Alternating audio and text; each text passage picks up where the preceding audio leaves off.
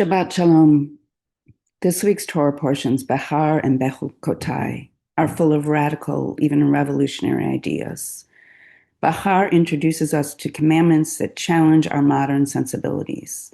A sabbatical year for the land, the Jubilee year, which calls for a redistribution of wealth and a deep reminder to place our trust in abundance. We're told that the land does not belong to us. It belongs to Yud-He Vav-He, to God. And we are just temporary residents, sojourners, here alongside the divine. Bechukotai, on the other hand, lays out the consequences, blessings if the Israelites follow these teachings, and stark, even terrifying warnings if they don't. Together, these portions paint a picture of the kind of society we're meant to build, one that cares for the stranger and the needy, one rooted in holiness, in justice, and in a sacred relationship with the land. And they also ask, what happens when we forget these values? What happens when we lose our way? As Jews, it's not easy to separate ourselves from the powerful idea of Zion, of Eretz Yisrael, as a safe haven. Many of us grew up hearing that if things ever got bad, we could go there, that Israel was our home, and that we'd be safe there. But here's the hard truth. You cannot build true safety here or in Israel or anywhere in the world on the oppression, displacement, and genocide of another people. That is not safety. That is illusion. The Jewish philosopher Martin Buber had a vision of Zion that wasn't tied to land in a political sense.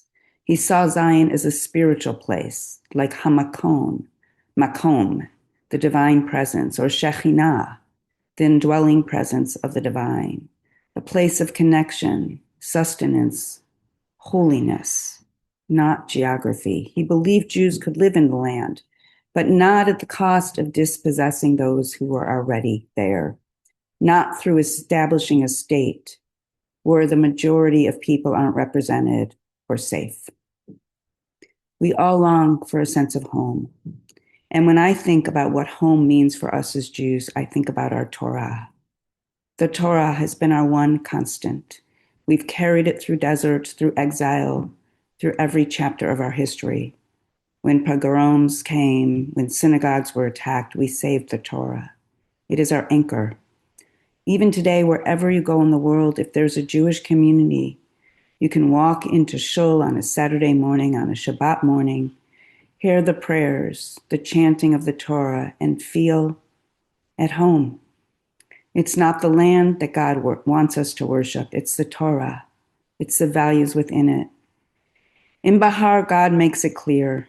The land is mine. You are strangers and sojourners with me. In other words, you don't own the land. Your job is to steward it, to care for it. And your job is to care for each other, especially the stranger. There shall be one law for you and the stranger who resides among you. Don't cut down the trees. Don't exploit the land. Don't exploit the people.